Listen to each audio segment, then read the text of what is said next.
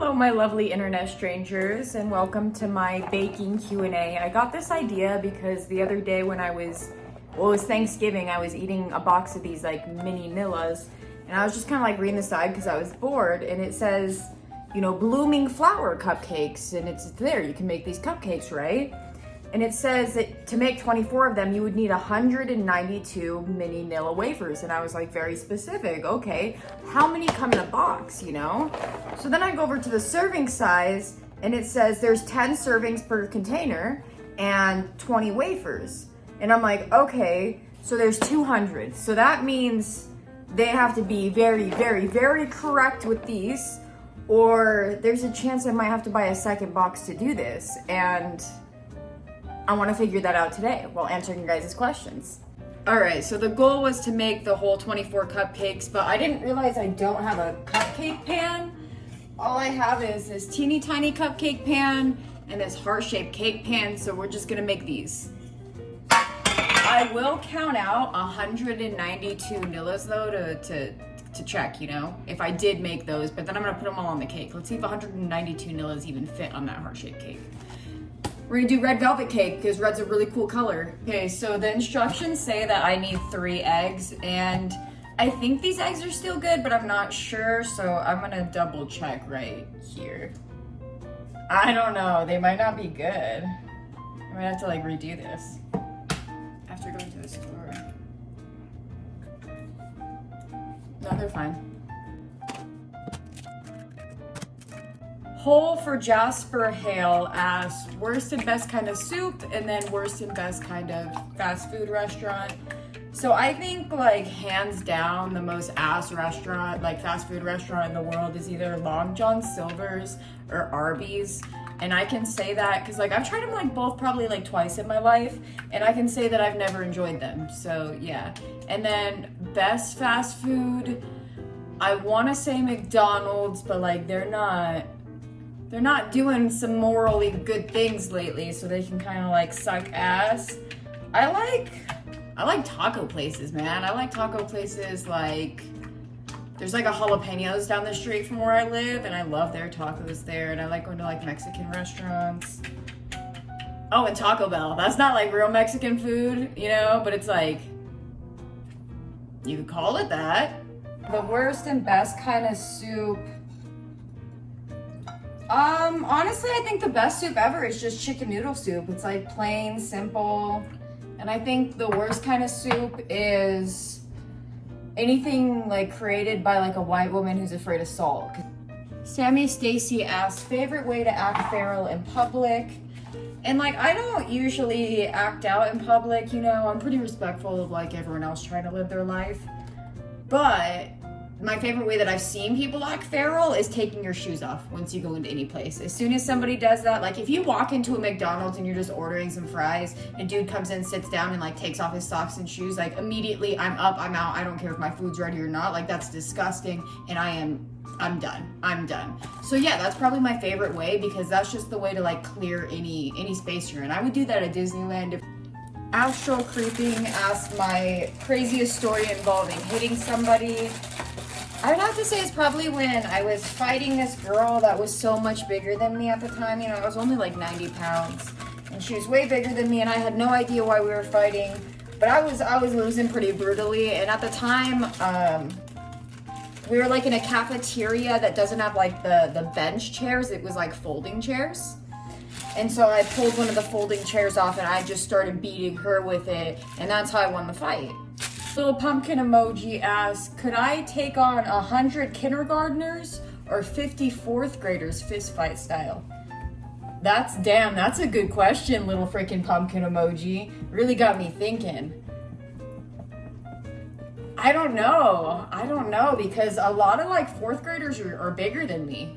Like these kids can get really tall, and it's like, are they boys or girls, you know? I'm gonna say I have better odds with the kindergartners if I can get up high and throw things at them, you know, because I feel like the fourth graders have better motor skills, so they definitely can climb better than a kindergartner. But there are some kindergartners that are pretty agile like monkeys, you see, but I could just kick them with my demonias and they would just fall off the tree that I would probably end up climbing up on. And then I would just call, you know, I don't know, the police probably the police, because I don't know who else you would call if 100 kids get rabies, because I'm assuming it's a rabies situation, because why else would 100 children be coming after me personally? I probably said something offensive. Maybe I got canceled and people sent their kids after me, you know? So yeah, definitely the 100 kindergartners, but I'm gonna feel bad. Like, I'm gonna feel definitely worse because they're way cuter than the 4th graders, so, you know, difficult situation to be put in, but I'm definitely the woman to ask these questions. Gray Hyundai asks, I didn't even know cars could ask questions. You know, technology is just blowing my mind these days. Great to be able to, you know, answer your questions, Gray Hyundai. But Gray Hyundai asks, who would I eat first if the last people alive were me, Adam Sandler, Kevin Hart, or Amber Rose? Now, I had to look up who Amber Rose was, and I think that's the chick that said that Kanye made her stick her thumb up his butt, and I'm like, was there an to your head? No, I don't think so. I think she was a willing participant, and then later on was like, he's a weirdo, because, like, we broke up, but, like, y'all were weird together, stop playing. So if we're the last people alive, I'm gonna say Adam Sandler is the first person that we eat, because by the time we get desperate enough to eat somebody, you know, we've all probably lost weight and like we're extremely starving at that point, and I don't have enough meat on me. Amber Rose has a way bigger ass than I do, so she'll have a little bit but not much left. And then Kevin Hart, it feels like it's gonna be a lot of muscle because he's just a small muscular man. So like Adam Sandler for sure, he's gonna be the first one to go. We'll pay our respects very respectfully, you know, tell a few jokes, and then I'm having him with barbecue personally. I think that would be. After that, well, let's hope there isn't an after that, but if it came down to it, it would then be Kevin Hart, because I don't want to be left alone with a man. So I counted all of the Nillas, and there are 218 in this box, so I'm optimistic that they always run over. But now every time I get a box, I'm going to check just in case I get that one box that runs under.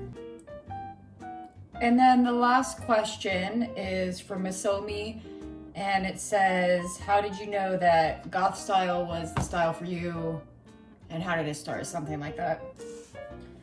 And I get asked this question all the time, like, how did I know that goth was for me? Or how did I start the fashion? Like, how did I start dressing like this?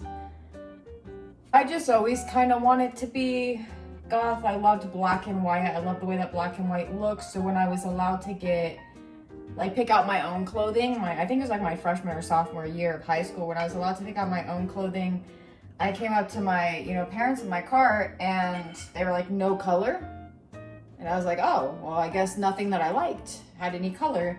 And every time I would go shopping, I would only pick out things I liked, but I would never pick out any color. So that's just kind of how I started with the black and white. And then I knew I wanted to be alternative because I had alternative friends that had like piercings and tattoos, we were like 14, 15. So that was super cool, and I wanted to be like them. When I decided that I wanted to go like the full trad goth and go like balls to the wall, it was because I was tired of constantly being sexualized, and I thought that if I changed my appearance from the male gaze to more of a female gaze while still being goth, it would stop. It didn't stop, but I did find more comfort in who I am, and I'm just way more confident and happy with. So the box says, to make 24 of these cute little cupcakes, but why do that, huh? Why do that? That's too much work when you could make the monster heart-shaped Nilla cake.